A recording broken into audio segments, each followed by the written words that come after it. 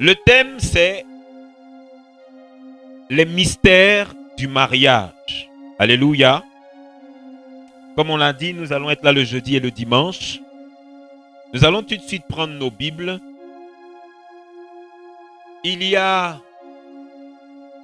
suis très étonné aujourd'hui dans l'Église du Seigneur et dans le monde de remarquer que pas mal de personnes restent très longtemps célibataires. Et dans les églises, quand on invite un homme de Dieu qui dit « reçois aujourd'hui la grâce du mariage » ou la bénédiction du mariage, les femmes sont très euphoriques en criant « Amen, yeah, Amen ». Elle souffre tellement dans son célibat en tant que célibataire et elle souffre tellement dans sa solitude que dès qu'on dit cette parole-là, elle est euphorique, elle est heureuse. Et le mariage est une grâce, comme pas mal de grâces que nous accorde le Seigneur, alléluia. Mais le mariage n'est pas une fin en soi, ce n'est même pas une obligation. Alléluia. Mais le mariage est important et il s'avère parfois nécessaire. Alléluia. Alors pourquoi je dis que ce n'est pas une obligation? Mais parce que quand j'ai rencontré le Seigneur et quand j'ai rencontré Christ, le Seigneur m'a dit que si je devenais serviteur de Dieu et que je n'avais pas pris femme, il m'a montré la dimension que j'allais atteindre.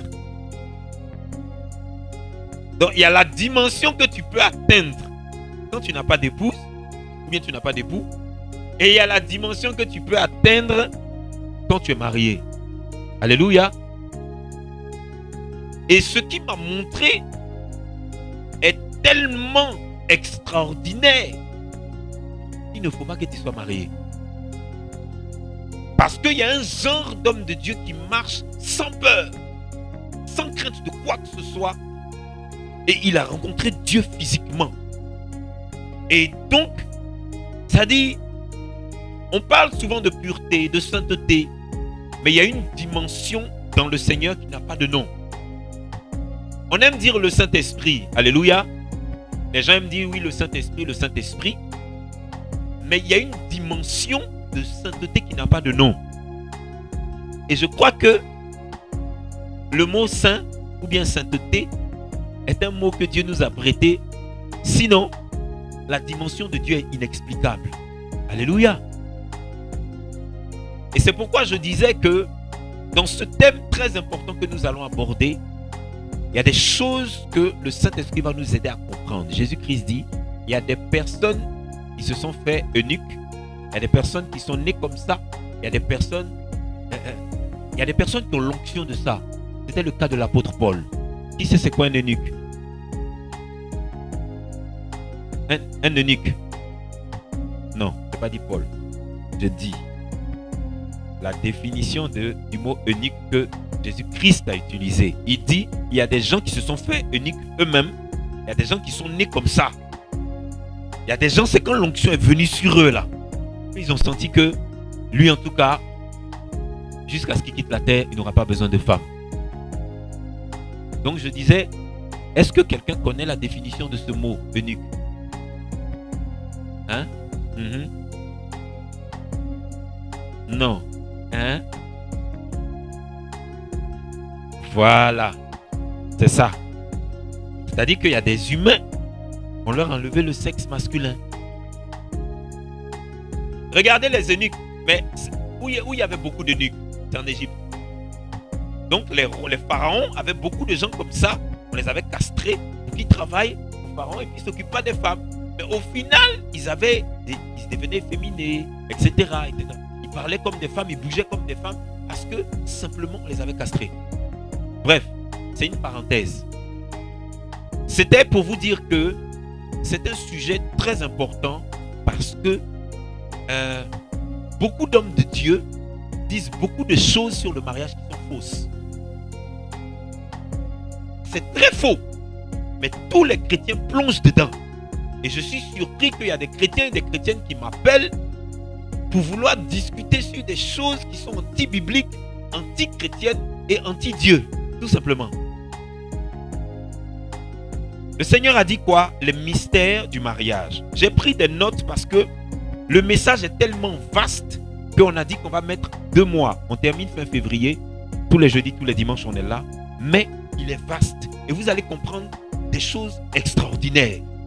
Je disais que les victimes d'un long célibat, en général, c'est parce que ces femmes et ces hommes ont méprisé la grâce de Dieu. Mais beaucoup prient Dieu pour se marier, mais ils ne se rendent pas compte qu'un jour, ils ont méprisé la grâce de Dieu. Et en méprisant la grâce de Dieu, comme l'a fait un jour Jacob, ils se sont retrouvés avec un problème. Alléluia. Un problème qui est de demeurer sans la grâce du mariage. Et avant de prendre nos Bibles, le Seigneur m'a fait faire un exercice ce matin que j'ai trouvé extraordinaire. Et c'est là où ma fille Estelle va prendre des notes. Vous allez voir, on va aller d'abord dans le dictionnaire. J'aime ça. Avant de rentrer dans le spirituel, on va d'abord aller dans le dictionnaire. Alléluia. Que quelqu'un dise Amen. Vous allez comprendre pourquoi il nous interdit d'avoir une copine. On appelle ça sago, entre guillemets. Et il nous interdit d'avoir un copain. Et quand tu l'as, il y a des choses que tu dois régler même quand tu rentres dans le corps du Christ. Et si spirituellement tu ne règles pas ces choses, ça va te créer de graves problèmes malgré que tu sois chrétienne ou chrétien. Alléluia.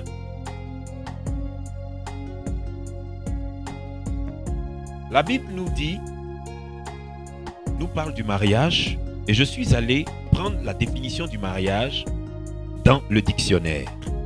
Et ma fille Estelle, je vais te dire à chaque fois le mot que tu dois noter. Alléluia. Donc nous sommes dans le dictionnaire dans la définition du mariage. Et le dictionnaire nous dit que le mariage, c'est l'union de 2 personnes reconnues de façon officielle par la loi ou les règles en vigueur localement. Alléluia. Alléluia. Je relis. Ma fille, tu notes union. Le mariage, c'est l'union de 2 personnes. Tu notes union seulement. Hein? Voilà, on va revenir dessus. C'est l'union de 2 personnes reconnues de façon officielle. En bas d'union, tu mets officielle, ma fille. L'union de 2 personnes reconnues de façon officielle. Alléluia. Parce que vous allez comprendre qu'il y a des religions qui disent non. Bon, j'ai entendu des pasteurs dire que le mariage à la mairie, on n'a pas besoin de ça. Parce que normalement, c'est le mariage à l'église. Ou bien le mariage à l'église, on n'a pas besoin de ça. C'est le mariage à la mairie. Les musulmans, ils vont vous dire, eux, ils ont besoin même de rien du tout. On va à la mosquée, on se marie, on sort. Il dit, c'est l'union de 2 personnes reconnues de façon officielle par la loi. En dessous d'officiel, mets la loi. Ou les règles. En dessous de la loi, tu mets les règles. En vigueur localement. Je lis après, je vous explique. Virgule. Dans le but de s'unir à vie. Note à vie. Eh Jésus, j'aime trop le Seigneur. Vous allez voir que l'affaire est compliquée. En formant un couple. Note un couple. Voici terminée la définition du mariage. Et je la relis. Le mariage est l'union de 2 personnes reconnues de façon officielle par la loi ou les règles en vigueur localement dans le but de s'unir à vie en formant un couple. Alléluia. Alléluia. Quelqu'un dit Amen. Ok. Dans cette définition, il y a encore quelque chose. Il y a 2 définitions que je veux rajouter. En dessous, c'est marqué 2e définition. Le mariage, c'est l'union de 2 choses qui se complètent plus ou moins bien. Alléluia. Deux choses qui se complètent. Écrit en dessous, complète. Ensuite, dernière définition. Où est-ce que j'avais vu ça? Merci Seigneur. Le mariage est une cérémonie civile ou religieuse qui scelle cette union. Alléluia. Tu notes cérémonie civile. Et en dessous de cérémonie civile, tu notes scellé. Alléluia. On avance. Ok.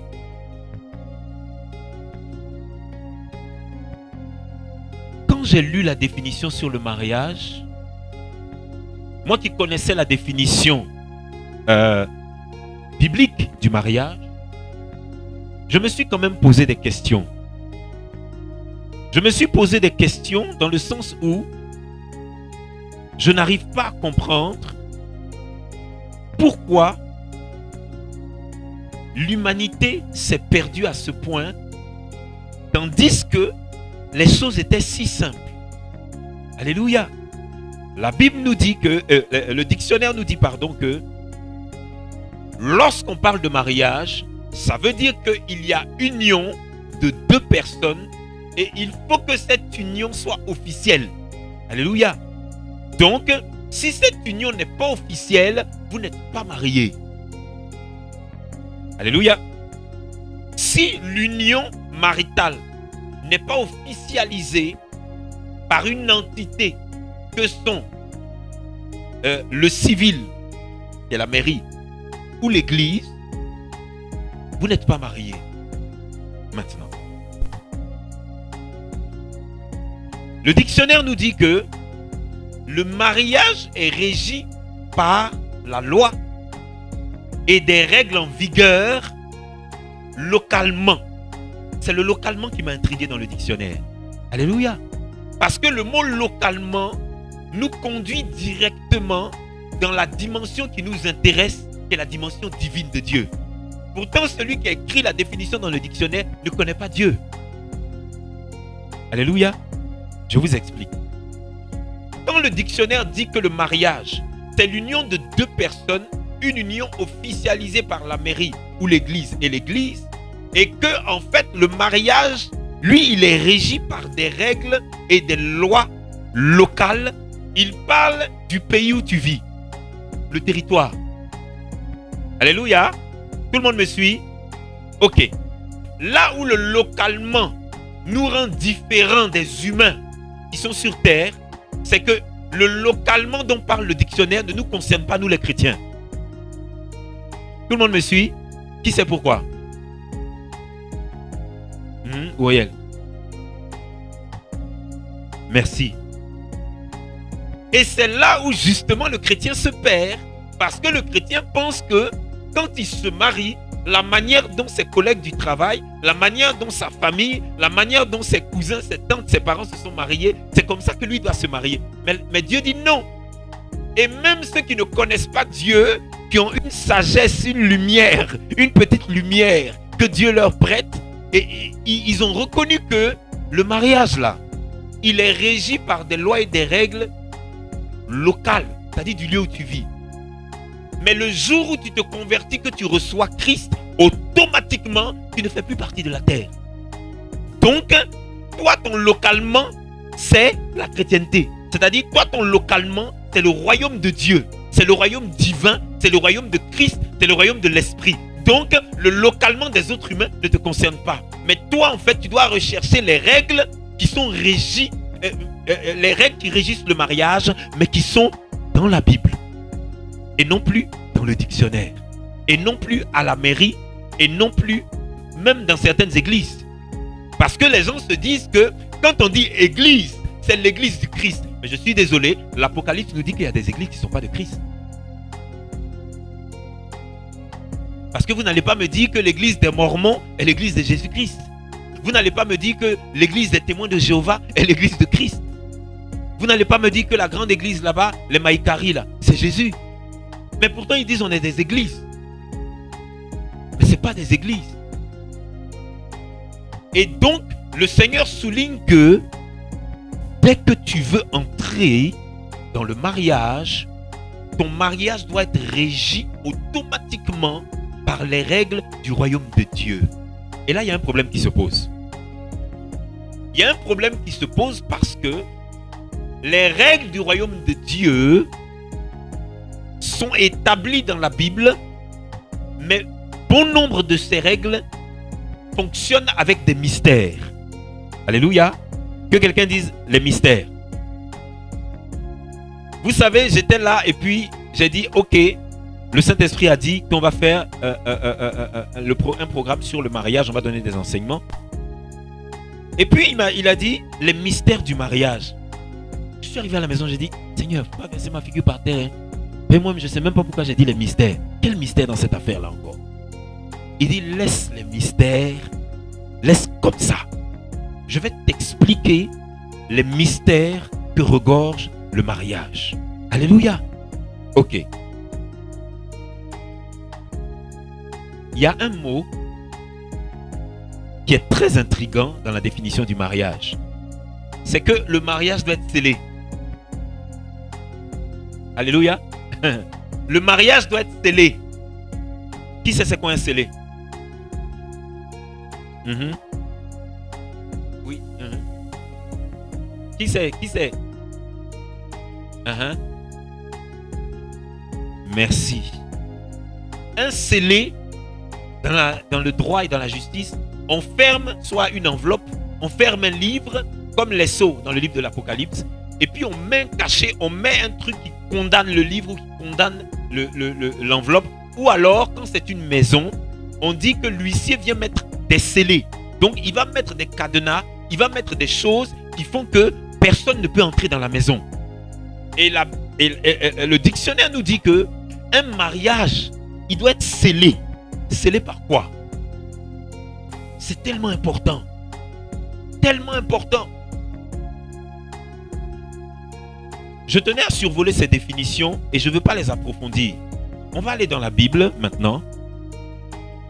Et la première chose dont je vais parler, c'est le mystère divin de la connaissance cachée. Parce que quand le Saint-Esprit dit les mystères du mariage, je vais vous dire quelque chose. Merci Saint-Esprit, il me rappelle quelque chose que je devais vous dire. Ce programme étant abordé, vous allez voir que quand vous allez dormir, vous allez voir des choses, des clés, des révélations par rapport à ce qui a été dit. Quand vous les voyez, n'oubliez pas, notez-les. Alléluia. Le Seigneur va vous montrer des choses parce que il y a des choses que tu as pu faire, il y a des choses que tu as pu toucher, il y a des choses que tu as pu dire, etc. Il y a des choses, vous savez, ce qui m'intrigue dans la vie du chrétien, c'est qu'un chrétien, dès qu'il a rencontré Christ, il accède à la délivrance. C'est automatique. Et je ne comprends pas certaines souffrances et certaines recherches de délivrance alors qu'on a déjà rencontré Jésus. Donc, quand le Saint-Esprit dit les mystères du mariage, il faut d'abord, avant d'entrer dans la partie mystérieuse, qu'il nous dise pourquoi il y a mystère. Alléluia. Prenons nos Bibles dans Marc 4 à partir du verset 11. Marc 4 à partir du verset 11. Je lis la parole de Dieu. Il leur dit, c'est à vous qu'a été donné le mystère du royaume de Dieu. Alléluia.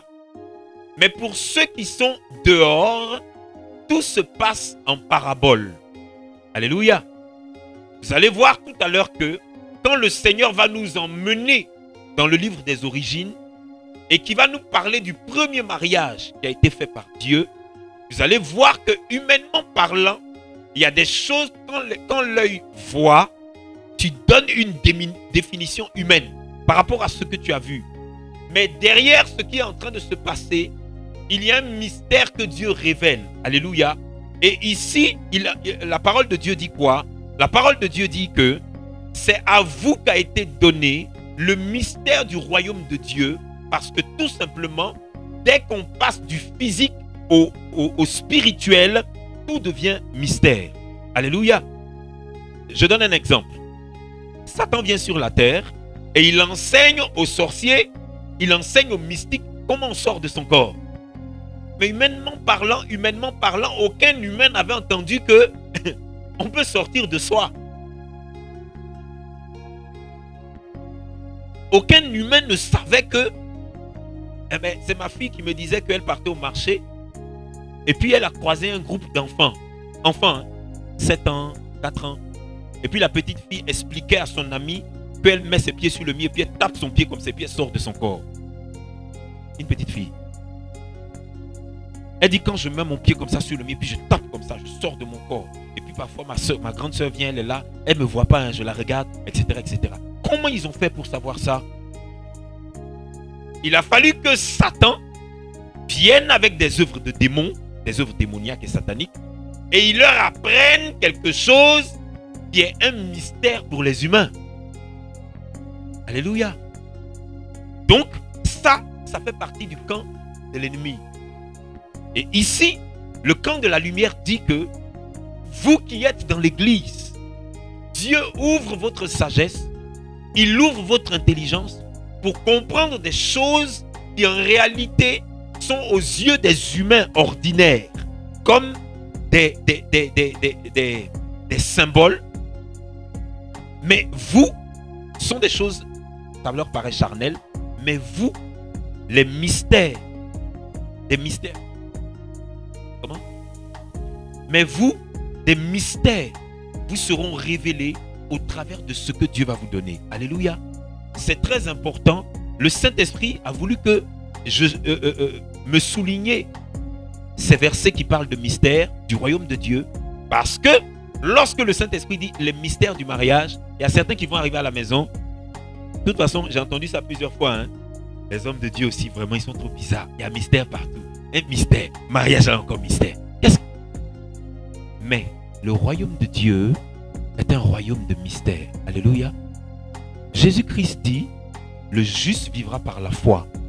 Et que à partir du moment où tu crois aveuglément, tout ce que tu dis se réalise. Il dit, demandez en mon nom, mais croyez seulement. Mais pourquoi le simple croyez seulement est si difficile? Parce qu'on ne voit rien. C'est un mystère. C'est un mystère. Alléluia. C'est à vous qu'a été donné le mystère du royaume de Dieu. Alléluia. Allons dans Romains 16, pardon. Romains 16. Romains 16, à partir du verset 25. Donc tout à l'heure, il nous parlait du mystère du royaume. Romains 16, verset 25. Je lis la parole de Dieu. À celui qui peut vous affermir selon mon évangile et la prédication de Jésus-Christ, virgule, conformément à la révélation du mystère caché pendant des siècles. Virgule. Alléluia. Je relis. Hein. À celui qui peut vous affermir selon mon évangile et la prédication de Jésus-Christ, conformément à la révélation du mystère caché pendant des siècles. Vous allez être très surpris de constater que lorsqu'on va parler du premier mariage qui a été fait par Dieu, depuis le livre de la Genèse, Genèse 2, jusqu'au livre de l'Apocalypse, tout ce que Dieu explique, même le mariage, n'est rien d'autre que l'évangile. Alléluia. C'est-à-dire, mariage, c'est l'évangile. L'évangile est une histoire de mariage. Alléluia. Et là, il nous dit quoi? Il dit que à celui qui peut vous affermir, ça veut dire quand Dieu t'apprend des choses bibliques, quand il t'apprend des secrets ou des mystères, tu dois camper dans ce que Dieu t'a montré. Il t'affermit, il te fortifie, il te dit ceci est ma vérité et mon esprit en toi te dit que c'est la vérité. Parce que les mystères ne sont pas révélés, ne sont pas écrits noir sur blanc dans la Bible. Les mystères, nous les recevons par révélation. Tous les mystères que vous découvrez et que vous entendez, d'une manière ou d'une autre, même s'ils ne sont pas marqués dans la Bible, ils sont expliqués de manière voilée. C'est-à-dire que quand tu vas voir le passage, tu sauras que effectivement Dieu est en train d'expliquer ça. Et pourtant, tu l'as reçu par révélation. Quand j'ai rencontré mon père spirituel, 4 ans avant, j'avais rencontré Christ et le Saint-Esprit me parlait comme je vous parle actuellement tous les jours. Et donc, je ne savais pas expliquer la Bible et je ne savais pas où se trouvaient les passages bibliques. Donc, Dieu m'avait expliqué des choses que j'expliquais. J'étais profond, mais je ne connaissais pas la Bible. Il a fallu que Dieu me conduise chez un père spirituel.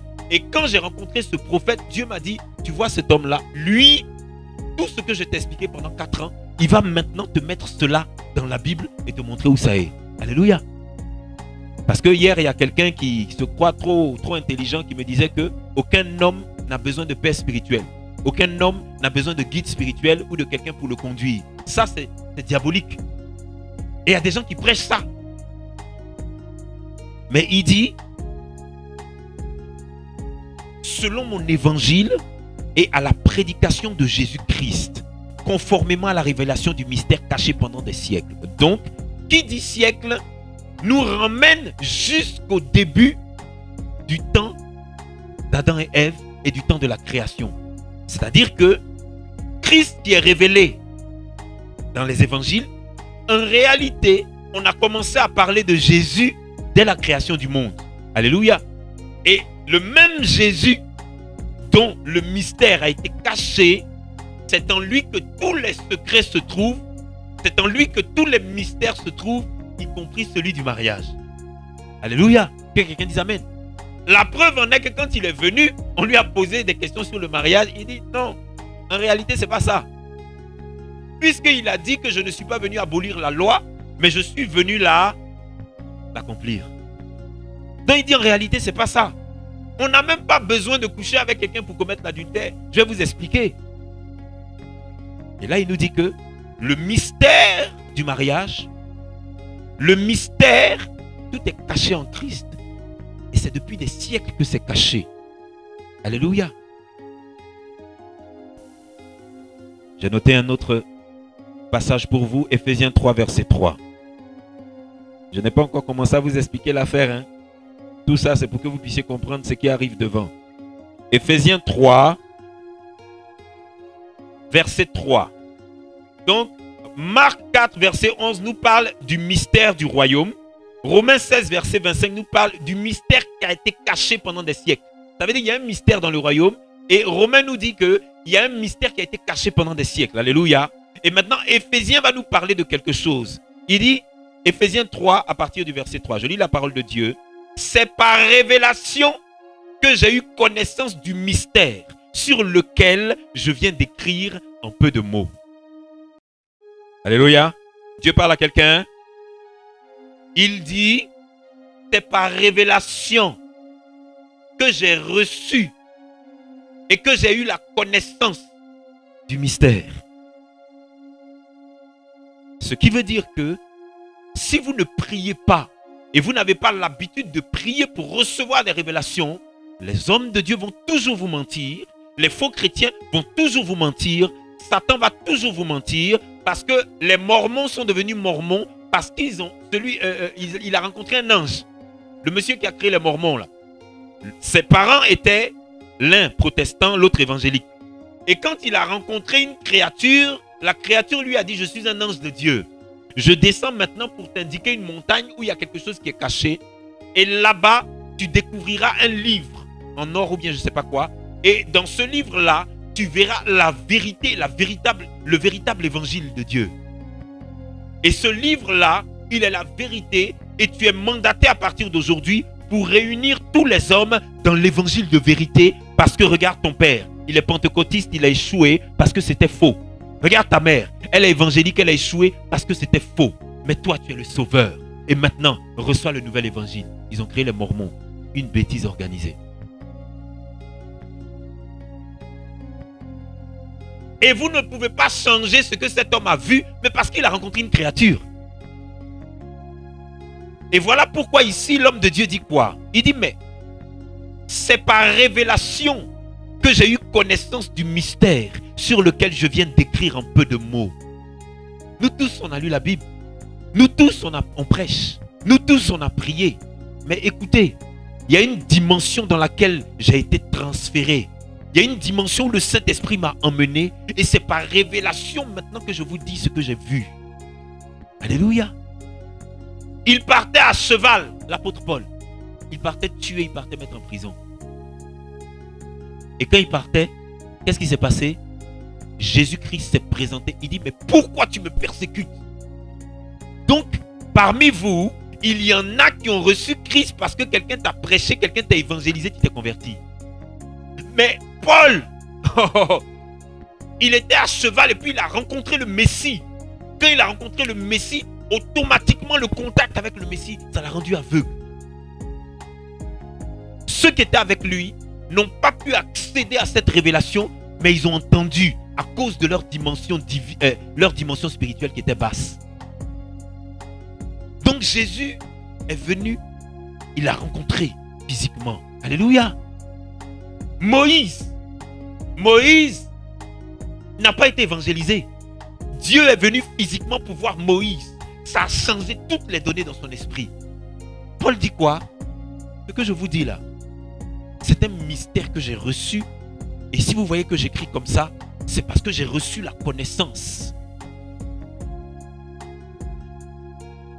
du mystère. Alléluia. On reste dans Éphésiens et on va dans Éphésiens 6. Verset 19.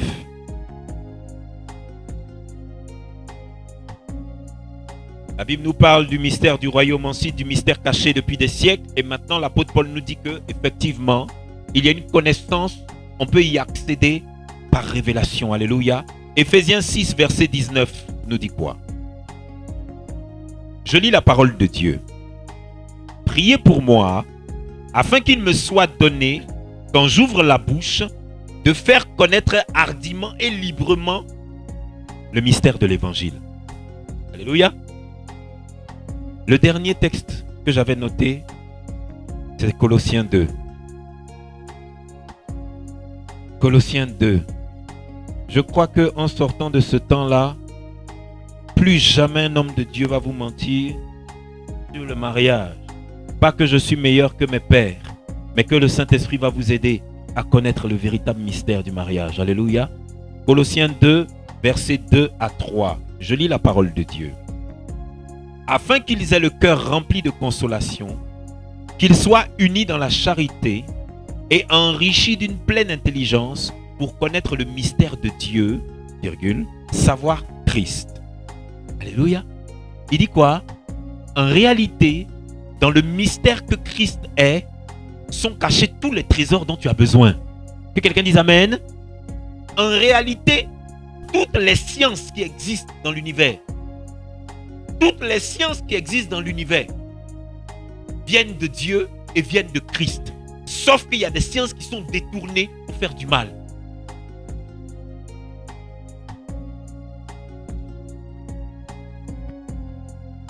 Et il dit ici que mystère dans lequel sont cachés tous les trésors de la sagesse et de la science. Ce qui revient à dire qu'en réalité, lorsqu'on parle de mariage et lorsqu'on parle de bien d'autres choses concernant le royaume de Dieu, concernant l'évangile de Christ, tout ne peut se trouver que dans le corps de Christ lui-même. Tout ne peut se trouver. L'homme de Dieu, le prophète Daniel a lu ici dans Colossiens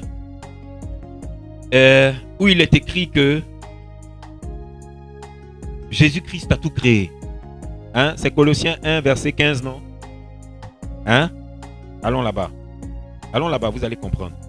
Verset 15. Je lis la parole de Dieu. Colossiens 1, verset 15. Il est l'image du Dieu invisible, le premier-né de toute la création. Toute la création. Ça veut dire dans le monde invisible, dans le monde physique, partout. Ok. Car en lui ont été créées toutes les choses qui sont dans les cieux et sur la terre. Mais quelles choses? Quelles choses? Ok. Les choses visibles et les choses invisibles. Donc ton mariage est dedans. Alléluia. Quelqu'un dit Amen. Ton mariage est dedans. Et il dit maintenant qu'il a créé des esprits. Les trônes sont des esprits. les dignités, ce sont des esprits. Les dominations, ce sont des esprits. Et les autorités, ce sont des esprits. Tout a été créé par lui et pour lui. Alléluia. Tout a été créé par lui. Donc, le mystère de Christ peut te révéler les mystères du mariage. Et si tu comprends le mystère de Christ, si tu comprends le mystère de l'évangile, tu comprendras tout de suite le mystère du mariage. Ça va t'éviter de commettre beaucoup d'erreurs. Quelqu'un dit Amen? Alléluia. Ok. Le tableau ayant été dressé, nous allons maintenant entrer pour connaître ce fameux mystère. Alléluia. Alléluia. Alors, pour connaître les mystères du mariage, nous sommes obligés d'aller dans le livre des origines. Là, on a fini avec les définitions. Ça a pris le temps qu'il faut, mais c'était très important. Donc, vous allez voir que pendant tout le séminaire, chaque fois maintenant, je vais revenir sur les définitions pour vous rappeler. Rappelez-vous ce que le Seigneur a dit concernant les mystères. Rappelez-vous ce qu'il a dit concernant Christ, concernant l'évangile. Et puis maintenant, regardez le mariage et regardez ce que Christ représente. Regardez ce que Christ fait. Regardez ce que Christ dit. Tout se rapporte à Christ. Alléluia. S'il n'y a pas Christ, c'est qu'on n'est pas dans la Bible. S'il n'y a pas Christ, c'est qu'on n'est pas dans l'évangile. S'il n'y a pas Christ, c'est qu'on n'est pas dans le mariage. Quelqu'un dit Amen? Livre de la Genèse. C'est maintenant que l'enseignement commence. Livre de la Genèse, Saint-Esprit, aide-moi s'il te plaît. Allons dans Genèse 2 à partir du verset 7. Alors, je vous en supplie, prenez le séminaire sur le mariage très au sérieux. Il y en a parmi vous qui font des affaires. Il y en a parmi vous qui travaillent. Il y en a parmi vous qui font des choses. Ce que tu fais peut ne pas marcher si vous êtes couplé et que ta femme n'est pas d'accord avec ce que tu fais. Ce que tu fais peut ne pas marcher si vous êtes couplé et que ton mari n'est pas d'accord. Ça fonctionne exactement comme de la sorcellerie. Dès qu'il y en a un dans le couple qui ne veut pas, mais moi j'utilise les mots que vous comprenez. Hein. Quand on dit sorcier, vous comprenez. Parce que quand on dit pour Jésus, vous ne comprenez pas. Alors que Satan est parti avec l'onction que Dieu lui a donnée là-bas, les dons spirituels que Dieu lui a donnés là-bas, il est venu ici pour faire maintenant son satanisme, ses choses démoniaques et sa sorcellerie. Donc je ne comprends pas pourquoi vous comprenez pour lui, et puis vous ne comprenez pas pour notre maître, notre père. Vous ne comprenez pas pour notre sauveur, celui qui nous a rachetés, celui qui a fait le sacrifice ultime. Vous ne comprenez pas. Alors que sa puissance, j'allais dire 10 000 fois plus puissante que Satan, mais je n'utilise pas de mots puisque sa puissance n'a pas de nom par rapport à celle que Satan utilise. C'est-à-dire, quand tu vois un démon, tu vois un sorcier, c'est un plaisantin. Un vrai plaisantin. Et quand je vais dans des grands milieux mystiques, je dis, regardez, ce qu'on va faire, j'ai fait ça en France. Je sors de chez moi avec une jeune fille qui est dans l'église du pasteur Yvan Castano, qui est aujourd'hui même son assistante. On priait ensemble à l'époque. Et je sors de chez moi. Et puis, elle avait une manière d'évangéliser. Je lui ai dit, non, c'est pas comme ça. Regarde, suis-moi. Et donc, j'étais devant le bâtiment. Et puis, le Saint-Esprit dit traverser. Vous savez, à une époque, quand je marchais avec Dieu, je pensais que j'allais devenir fou. Parce que je t'assure, quand Dieu te parle audiblement, c'est une autre dimension. Maintenant, les humains que tu vois, comme eux, ils te voient anormal. Donc, toi-même, tu vas finir par penser que tu es fou. On était là, le Saint-Esprit dit traverser. On a traversé. Avenue de Clichy, aller à droite. On est parti à droite. Il dit aller à gauche, on a traversé. On est parti à gauche. Il dit traverser. On a traversé, on était à Pigalle. Arrivé au niveau de Pigalle, vers Moulin Rouge là-bas, il dit ok, regardez en face, sur votre droite. On a tourné sur la droite. Il dit traverser. On a traversé. Quand on a traversé, au milieu de la route, il y a les gazons, il y a une zone piétonne où on peut marcher pour traverser encore. Et donc quand on a traversé, qu'on est arrivé là, on marchait, il dit stop, c'est ici. Il est freiné. Il dit Peggy, attends. Il dit regarde à droite. Je regarde à droite. Je vois un monsieur assis sur un banc. Et puis il a un casier de bière. Il dit c'est lui. Le Saint-Esprit c'est lui. Il dit c'est lui. Parle. Le Saint-Esprit dit, c'est ce monsieur, parlez-lui, parlez-lui. Annoncez-lui l'évangile. Bon, regardez comment le Saint-Esprit se manifeste pour envoyer quelqu'un à l'évangélisation. Et puis comment des gens sortent aventureux, aventuriers, prenez un, laissez l'autre. Et puis ils cherchent comment son évangélisation va réussir. Pourquoi ne pas faire simple? Pourquoi ne pas marcher avec celui qui est en toi, qui peut te parler pour te dire comment on fait? Alléluia. J'ai parlé avec le monsieur. Dès que j'ai ouvert ma bouche, il dit, attends, je n'aime pas ça. Je vous connais, vous là. Tu vas venir me parler de Marie. J'ai dit, mais qui t'a dit que je te parlais de Marie? Il dit, non, je vous connais. Tu vas venir me parler de vos trucs là, je n'aime pas ça. Je suis marabout. Depuis l'âge de 5 ans, je suis sénégalais. J'ai été initié. Voilà, je suis un sorcier. Mon père m'a initié au Sénégal. Aujourd'hui, je suis à Paris. Il n'avait même pas fini de parler. Il y a une voiture luxueuse qui passait noire. Le Saint-Esprit me dit, dis-lui, il devait rouler dans ce genre de voiture et que ce devrait être un grand homme. Et c'est à cause de ces choses sataniques qu'il fait qu'il est clochard. C'est un clochard. Un Sénégalais clochard. Toute sa journée, il boit. Donc je lui ai dit, regarde la voiture, regarde la voiture. Le Saint-Esprit dit que tu devais rouler dans ça, tu devais être un grand homme. Et là, il a commencé à m'expliquer maintenant ses fétiches, comment son papa l'a initié au Sénégal. J'ai dit, écoute-moi très bien. On a un programme ce soir à l'église, à Saint-Denis. Donc, ce qu'on va faire, tu vas venir avec tous tes gris-gris, c'est-à-dire tous tes médicaments, tes fétiches, tes bagues, tout ça là. Viens avec ça. C'est-à-dire, tu vas me voir au fond là-bas. Peut-être que je ne vais pas te voir, je ne vais pas te voir entrer. Tout ce que tu peux lancer, la lance.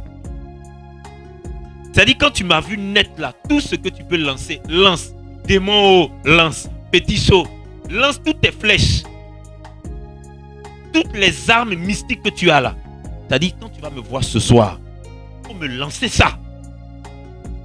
Mais attention, si tu m'as lancé et que rien ne se passe, donne ta vie à Jésus. Le Sénégalais n'est pas venu. Allons dans notre livre de la Genèse. Nous allons voir le mystère de la conception divine d'Adam et le mystère de la conception divine d'Ève. Et c'est ce mystère qui va nous conduire dans le mystère du mariage. Alléluia. Genèse 2, verset 7. Je lis la parole de Dieu. La Bible dit, l'Éternel Dieu forma l'homme de la poussière de la terre. Il souffla dans ses narines un souffle de vie et l'homme devint un être vivant. Alléluia. Alléluia. Ok. Genèse 2, verset 21-22. Ça, c'est Ève. Je lis la parole de Dieu. Alors l'Éternel Dieu fit tomber un profond sommeil sur l'homme qui s'endormit. Il prit une de ses côtes et referma la chair à sa place. Alléluia. 22. L'Éternel Dieu forma une femme de la côte qu'il avait prise de l'homme et il l'emmena vers l'homme. Alléluia. Alléluia. Ok. J'ai besoin d'un volontaire. Voilà. Tu te mets là devant. Voilà. On va pousser ça un peu.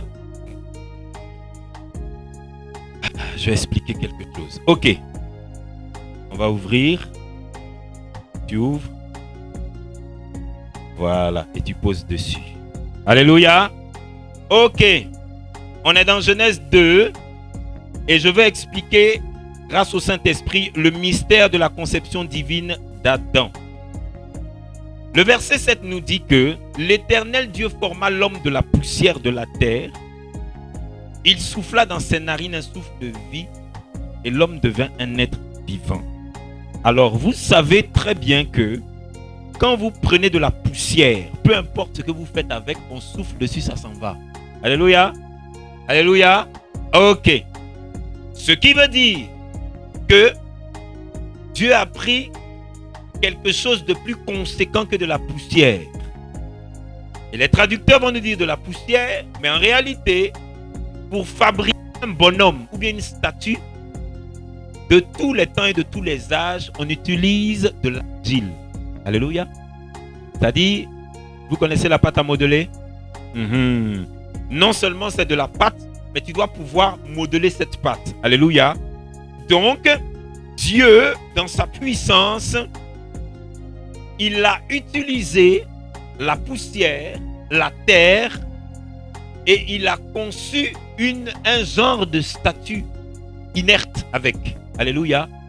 Les scientifiques ont découvert, eux qui disaient que Dieu n'existe pas, que quand tu racles la peau d'un humain, tu découvres sur sa peau de la poussière d'étoiles.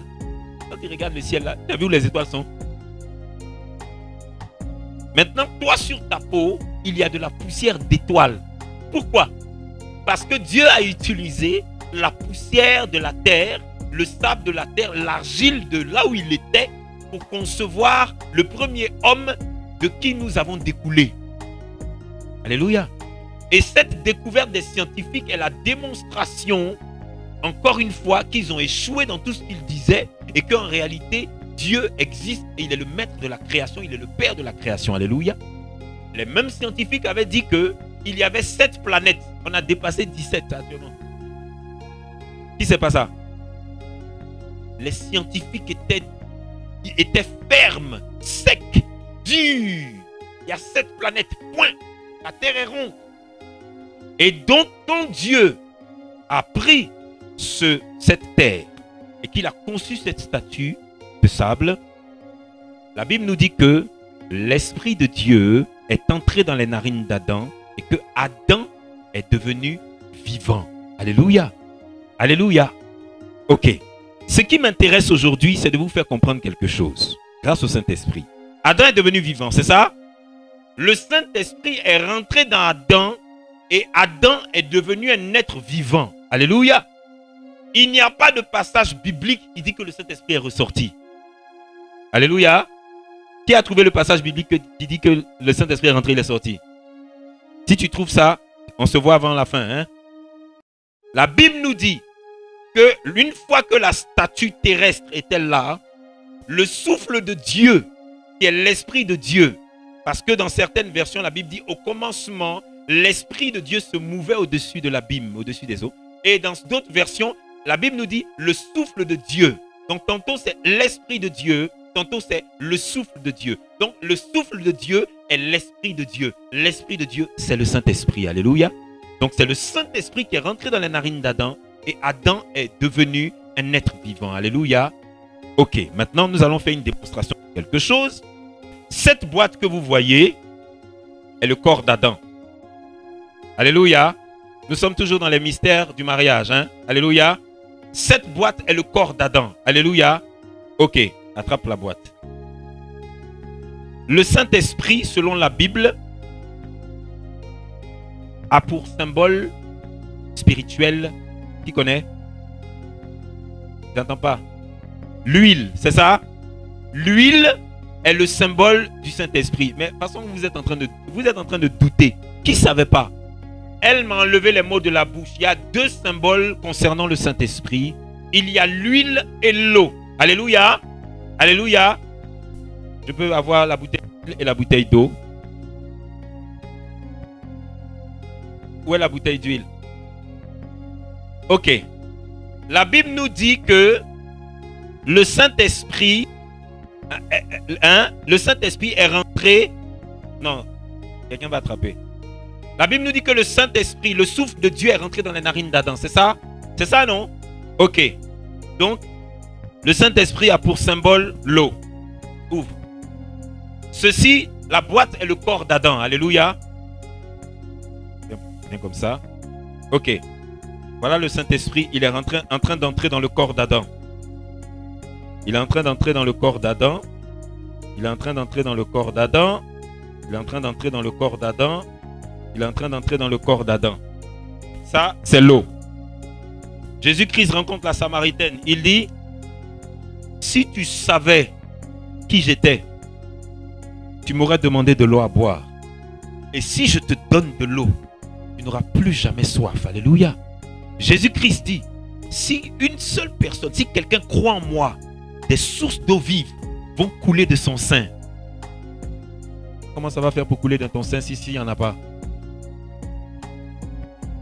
Comment ça va couler de ton sein s'il n'y a pas, si la source d'eau vive n'est pas entrée en toi? Alléluia. Donc, le Saint-Esprit, le souffle de Dieu est rentré dans le corps d'Adam. Alléluia. Alléluia. Le deuxième symbole, c'est quoi? Merci. Où j'ai mis ça? Sois béni. Voilà le deuxième symbole, c'est l'huile. On n'est pas en train de faire du fétichisme, hein. Ce sont des symboles spirituels. Les spécialistes de Jésus-Christ TV qui disent des bêtises sur les hommes de Dieu, quand tu fais une démonstration par l'esprit, ils disent que non, on est en train de faire de la sorcellerie. On est en train d'enseigner. Écoutez, regardez. Voilà de l'huile qui coule dans le corps d'Adam. Voilà la présence du Saint-Esprit qui coule dans le corps d'Adam. Alléluia. On a acheté pour ça. Voilà, donc ne pleurez pas parce que je gaspille mon huile. Je ne gaspille pas. Hein. Ça va te permettre de comprendre. Suivez ici, ne soyez pas distraits. Ok. Est-ce que tout le monde suit? Quelqu'un ne voit pas ou bien tout le monde voit? Ici, c'est le corps d'Adam. Et maintenant, regardez. Regardez comment le Saint-Esprit, qui est le souffle de Dieu, a rempli le corps d'Adam. Alléluia. Alléluia. Ok. Là, on est au verset 7, non? On va aller maintenant voir Ève. Je peux avoir un Kleenex? Un Kleenex, s'il te plaît. Alors, donc, la Bible nous dit au verset 22 que... Merci. La Bible nous dit que alors l'Éternel fit tomber dans... Ferme le corps d'Adam. La Bible nous dit que alors l'Éternel fit tomber un profond sommeil sur l'homme qui s'endormit. Alléluia. Il prit une de ses côtes et referma la chair à sa place. L'Éternel Dieu forma une femme de la côte qu'il avait prise de l'homme et il l'emmena vers l'homme. Écoutez. Ça, c'est le corps d'Adam. Ouvre le corps d'Adam. Le Seigneur ouvre le corps d'Adam. Tout le monde suit? Tout le monde suit? Ok. Ève est dans le corps d'Adam. Ok? Dieu va faire sortir Ève. Dieu va faire sortir Ève du corps d'Adam.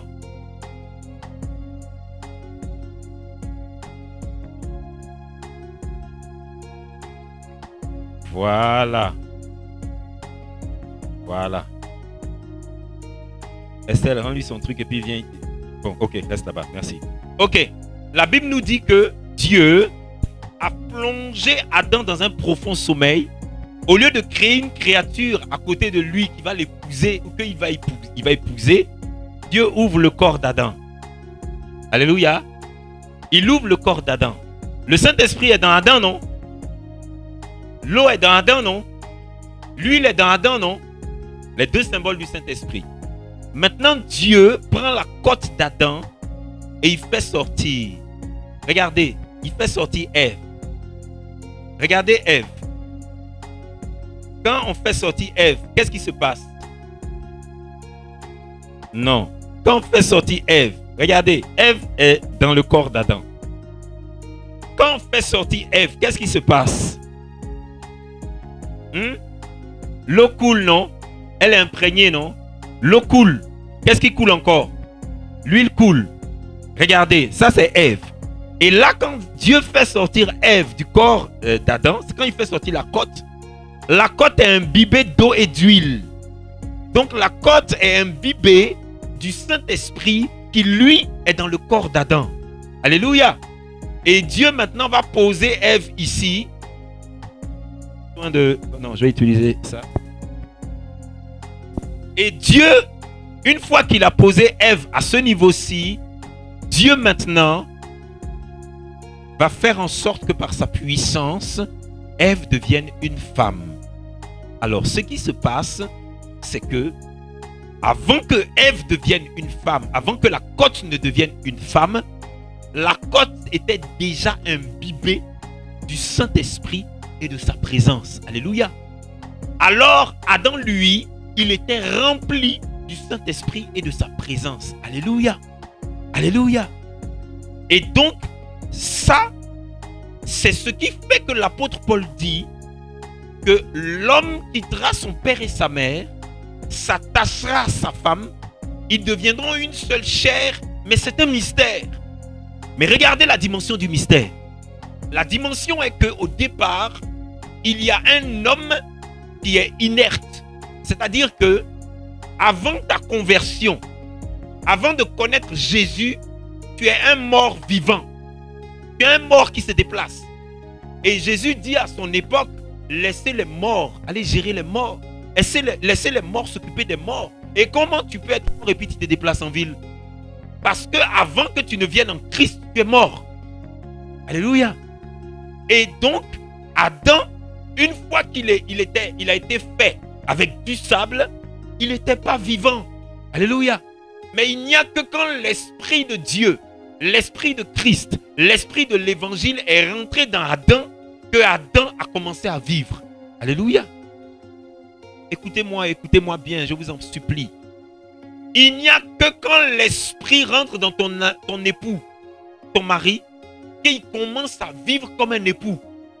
Tant que l'Esprit ne rentre pas dans ton mari ne peut jamais vivre comme un mari ni comme un époux. Et combien de fois j'ai rencontré des couples qui se battaient et il fallait résoudre des problèmes parce que le mari, en fait, n'avait pas en lui l'huile et l'eau. Donc, en fait, la personne se trompe de prière. Jusqu'à ce qu'il y a une dame qui a dit à mon épouse que son mari, il la trompe, son mari va en boîte et tout ça, et elle lui dit d'arrêter. Il dit, mais il faut prier pour moi, il faut m'aider. Lui, c'est un païen. Il n'a pas tort. Il est guidé par une entité étrangère et il dit, mais je suis vide, je suis mort. Si tu ne m'aides pas, je vais mourir vraiment. Donc, Adam avait l'esprit en lui. Et donc, quand Dieu, parce que les maris aiment insulter les femmes, parce que c'est l'homme qui est intelligent, et là, le mystère du mariage nous dit que c'est faux. Écoutez, lorsque dans le monde entier, les gens ont décidé que les femmes auraient la même dimension que les hommes et seront chefs de famille et porteront la culotte, c'est une œuvre purement démoniaque qui est animée par la haine et la colère de Satan, mais qui est voilée. Donc ils disent, ça a commencé par l'expression l'émancipation de la femme. L'émancipation de la femme est une œuvre démoniaque que Satan met en place pour détruire ce que Dieu a mis en place ici. Alors qu'en réalité, lorsque Ève est sortie du corps d'Adam, elle était imbibée de la présence du Saint-Esprit qui était dans le corps d'Adam. Donc ils ont le même savoir, ils ont la même intelligence, mais ils n'ont pas la même autorité devant leur papa. Et je ne sais pas si on se comprend. L'esprit qui est dans Adam est l'esprit qui est dans Ève. Mais Dieu n'est pas d'accord sur le fait que Ève se prenne pour Adam ou Adam se prenne pour Ève. Alléluia. Alléluia. Et donc la femme peut aider le mari peut aider la femme et vice versa. Mais Dieu ne va jamais tolérer que la femme se prenne pour un homme et que l'homme se prenne pour la femme. Alléluia. Alléluia. Est-ce qu'on peut acclamer le Seigneur? Dépose ça quelque part. Alors donc on progresse. Ceci c'est le mystère de la conception divine d'Adam et Ève. Maintenant, le premier mariage dans la Bible, allons, on reste dans Genèse. Regardez en bas. On est toujours dans Genèse 2, hein, au verset 24. Regardez au verset 24. Je lis la parole de Dieu. C'est pourquoi l'homme quittera son père et sa mère et s'attachera à sa femme et ils deviendront une seule chair. Il y a une intrigue ici. Il y a quelque chose qui est intriguant ici. Regardez comment le verset 24 commence. C'est pourquoi l'homme quittera son père et sa mère et s'attachera à sa femme et ils deviendront une seule chair. Quand c'est écrit c'est pourquoi, ça veut dire c'est à cause de ça que l'homme va quitter sa maman, l'homme va quitter son papa. Et puis il va, c'est à cause de ça. Mais à cause de quoi? Oh, Saint-Esprit, comme je t'aime. C'est extraordinaire. Moi j'ai toujours lu ce passage, mais c'est aujourd'hui que le Seigneur m'a dit, mais lis bien. Et quand j'ai lu, il dit, c'est pourquoi l'homme quittera son père. Je dis, mais il remplace c'est pourquoi par, c'est à cause de cela que l'homme va quitter. Mais à cause de quoi?